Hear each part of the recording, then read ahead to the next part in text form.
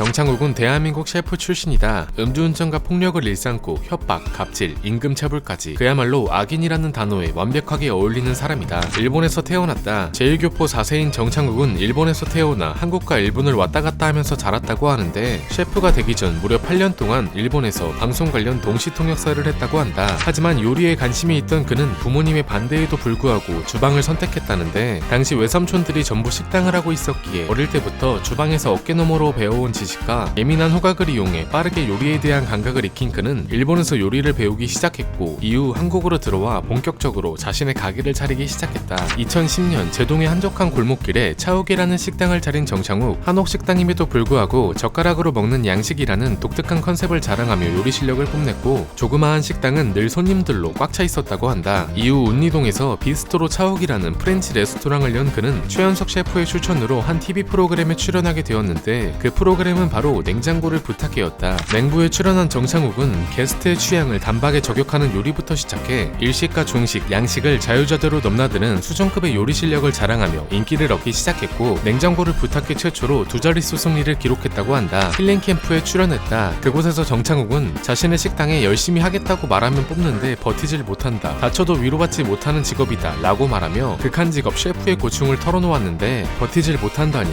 본인이 좁히고 욕했던 건 그새 까먹었나 보다. 술을 좋아한다. 한 인터뷰에서 제가 경리단길이나 한남동 살았으면 술 마시다가 죽었든지 간이식을 3번은 했을걸요? 라고 언급할 정도로 술을 좋아했던 정창욱. 2009년 음주운전 적발, 2021년 음주운전 적발. 돈도 많으신 양반이 대리비는 아까웠나 보다. 여차저차 냉장고를 부탁해 출연을 기점으로 인지도를 쌓으면서 여러 프로그램에 출연한 정창욱은 유명세를 얻으며 스타 셰프로 발돋움했는데 요리 실력은 스타였을지 몰라도 인성은 아주 그냥 개쓰레기였던 게 밝혀졌다. 사건의 시작은 유튜브 촬영을 위해 하와이를 방문하면서 시작됐다. 하와이에서 정창욱과 동행했던 사람은 총 2명, 유튜브 편집자 A씨와 초면이었던 유튜버 B씨였다. 참고로 B씨는 정창욱의 오랜 팬으로 하와이에서 새로운 사업을 구상하던 중 SNS로 우연히 연락이 닿아 처음 만나게 되었다고 한다. 이후 유튜브 영상 촬영을 위해 정창욱 지인의 집에 방문한 이들은 맛있는 요리와 함께 술을 마시기 시작했는데 저녁부터 술에 취하기 시작한 정창욱은 이후 숙소에 돌아와 오늘 제대로 한잔했다라며 해장놀이까지 해줬다고 한다. 이후 그는 B씨에게 아까 자신의 지인에게 어떤 질문을 했는지 물어봤고 B씨는 조금 전 정창욱의 지인에게 했던 질문들을 말해주기 시작했는데 여기서 문제가 발생했다. 셰프님이 만든 음식 중 가장 맛있던 음식이 뭐였는지 물었다 라는 말을 들은 정창욱이 눈빛이 확 달라지더니 감히 내 선임한테 그런 질문을 해? 내 인생을 망쳤어 라고 소리 지르며 분노하기 시작한 것이다. 그가 이 쓰레기 같은 질문을 생각한 게 누구냐 라며 화를 내자 편집자 A씨는 제가 했습니다 라고 얘기했는데 이 말을 들은 정창욱은 주변에 있던 약통을 쥐고 A씨의 얼굴을 마구잡이로 때리기 시작했다. 이후 B씨 역시 폭행을 당했는데 그럼에도 불구하고 자신의 분노를 주체하지 못한 정창욱은 급기야 주방으로 성큼성큼 가더니 칼까지 들고 왔다고 한다. 이어서 그는 A씨와 B씨에게 다가와 쓸모없는 놈들 너네 그냥 여기서 죽여야겠다 등의 위협을 가했는데 자신의 분노를 참지 못해 벽을 찌르고 책상에 꽂는 등 위협 행위를 10분 이상 반복했다고 한다. 이후 피해자 중 한 명은 정창욱을 고소했으며 이 사건 역시 공론화되자 정창욱은 자신의 유튜버와 SNS에 사과문을 올렸는데